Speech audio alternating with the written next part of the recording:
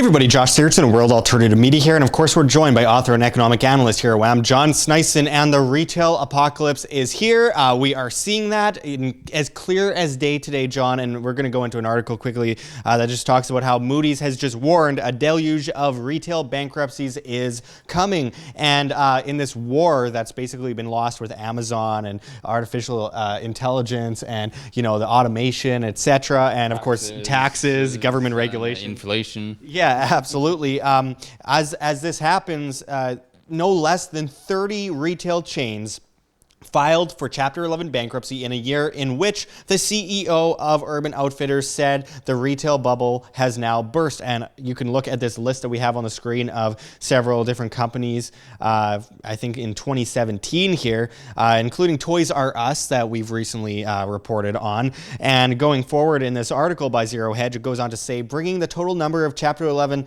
cases since mid-2015 to 50, accounting for over $20 billion in liabilities. And we have this chart up here, basically the cumulative retail Chapter 11 liabilities, June 2015 to 2018 to date.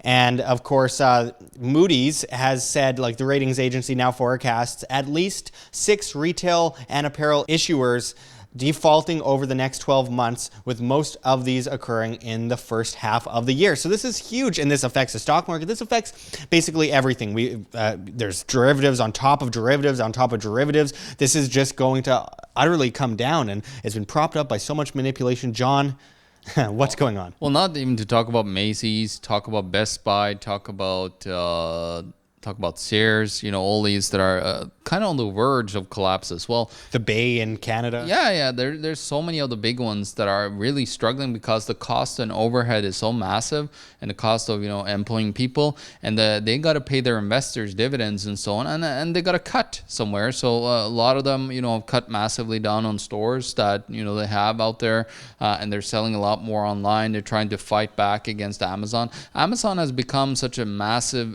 monopoly, and they're of course, you know, getting funds from the government as well. So it's really almost impossible to, you know, fight against this behemoth that Amazon has become. They're literally in almost everything now. And now they've been sniffing at doing banking as well. Well, they've been caught, or openly admitted, they worked with the CIA. They got billions of dollars, much like Google and Facebook has. Not real free market competition, folks. This is the small businesses always getting driven out of the market by heavy regulations, heavy taxation, not getting subsidized by these major monopolies have been. And it's basically corporatism. It's not capitalism. It's corporatism. It's corporate fascism. Oh, exactly. That's what it is. And you've seen all these the $20 billion of assets, liabilities that they had.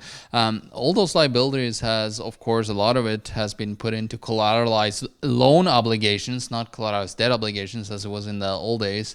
They were put into those, which is just tranches again. Like we described, if you want to take a look at a really good video about derivatives, look at Stephen Kendall and blockchain derivatives, and you really get a fantastic understanding of how this whole derivative structure works and gets created. He has a derivative wrecking ball, which I think is awesome. And before you continue, John, I just want to quickly note something else that's written in this article, because we always just wing these things and go at it. But anyway, it says overall, issuers in the CAA1 and lower group faces $14.9 billion in public and private maturities due 2018 through 2020, as shown in Exhibit 1. The lion's share of these maturities, Exhibit 2, is attributable to just 5 issuers: Sears Holdings, Neiman Marcus Group, Claire's Stores, Buy Low Holding Finance, Guitar Center Inc., etc. I mean, and you can see the two charts are Exhibit 1 and Exhibit 2.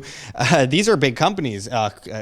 We totally didn't even mention Claire's, and Claire's is a huge company, a huge retail giant that you'll find at almost every mall across Canada and the United States for sure.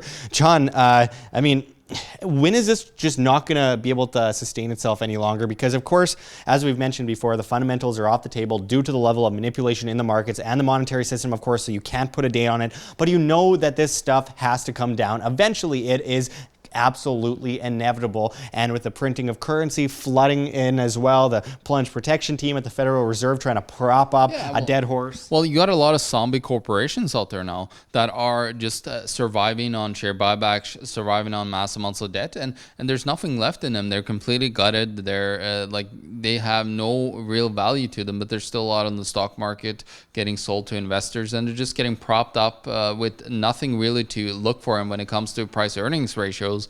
And it's just becoming insane because this whole system is, over time we talk about decentralization and centralization. Now we've seen like a mass centralization over time, and we continue to see, because Amazon is that peak centralization in our markets that we're seeing.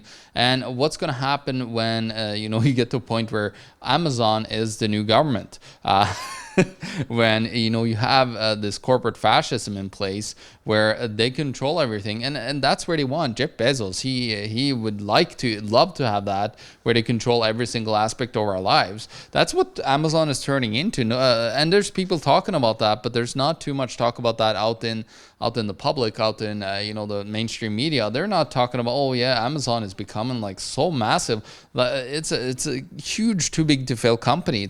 Yeah, I feel like there's a lot of technocracy playing in because absolute replacement of employees. Well, there could be a good side to it as well with automation.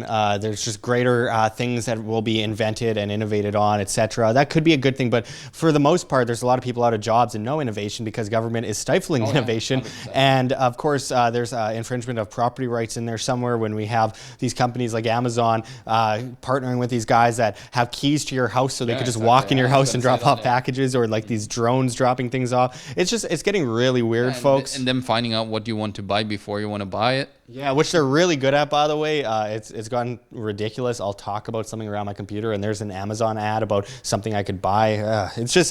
It's getting a little bit weird, and we're seeing it come to this new fruition that we've never seen before, where all these retail giants are basically going down. And actually, there has been a lot of competition as of recently from Walmart, Costco, and Save On Foods and other giants that are attempting to basically beat Amazon to the punch and do home delivery. And it's like Save On Foods, $8 a delivery, Walmart, $7. Yeah. Superstore as well. And they're trying to just, of course, it's not bad per se, but if you look at the reasons why they're doing it, it's because they need to pay their shareholders more. They need to cut costs. And of course, with raising inflation, prices going up constantly, they have to cut somewhere, and they don't even know it. They they're in bed and have to provide money to their investors. If they don't do that, they're out of the picture, and nobody's gonna want to give them money anymore, borrow them money. And that's what this whole system has created. It's created because of inflation is forcing them to get into this kind of behavior where they have to monopolize over time and become so big. Well, and this isn't free markets. I mean, if it were all free market action going on here, the individual demand of you, the individual, the voluntary interactions between free individuals, your vote or your dollar is your vote.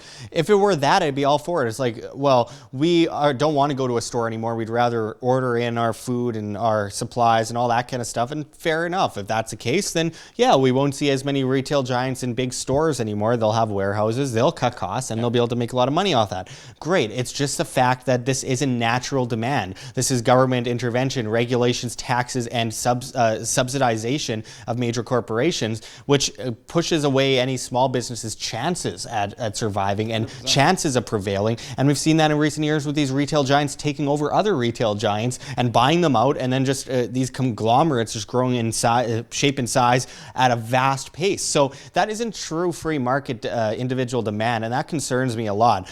So when we have this massive crash coming our way, this massive retail apocalypse, as we mentioned, then we have a lot to be concerned about when it all comes down, because it's going to affect a lot of people, and most people aren't going to be prepared, which is why we always go into the solutions of self-sustainability. Yeah, and the retail industry is probably one of the biggest employers in the world. By far. So that's another thing, like when you're talking about job growth, but it's mostly in the retail sector and franchises or whatever you're talking about. So it's not really like high paying jobs anymore. It's just those low paying jobs in the retail sector. Now they're falling apart. And I almost picture like a Futurama kind of thing where they have like test tubes basically, and they just shoot like Starbucks coffee to your house or something. It just comes out there. You don't have to go anywhere. You just swipe your hand and it beeps and it just teleported to you, Josh. Yeah, cashless society all the way. It's really concerning. So let's understand the solutions for us as individuals anyway, because one way or another this seems to be coming down.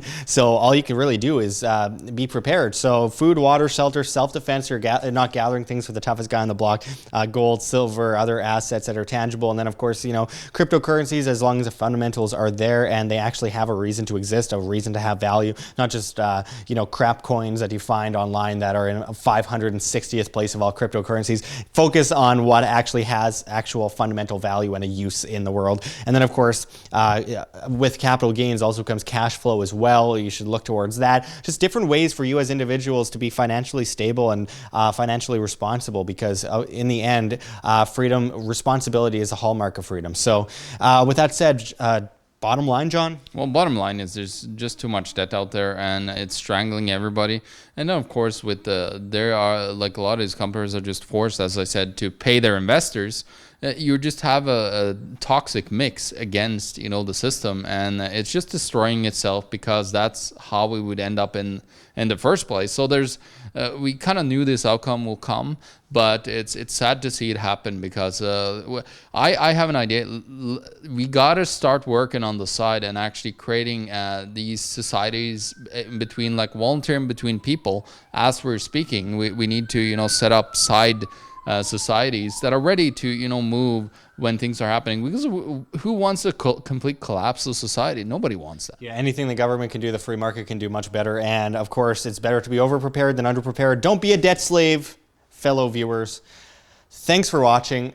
Again, thanks for going into this with us, John. And until next time, this is Josh Sigurdson and John Sneisen signing out from World Alternative Media. Find the truth, be the change. Like what you see here, OM, don't forget to check the links below. GoFundMe, Patreon. We can't do it without you. Any donation is very much appreciated, especially as we are so vastly demonetized and censored by YouTube, as the ADL comes in and flags all of our content as hate speech. You can also find our Bitcoin address in the description as well as on the screen for you to scan, if you please. And don't forget to find us at Josh Sigurdson at steemit.com. That's steemit.com, the future of social media, where you get paid in the upvote of your post in cryptocurrency, Steem that is. So don't forget to find us there. And until next time, this is Josh Sigurdson signing out from World Alternative Media. Find the truth, be the change.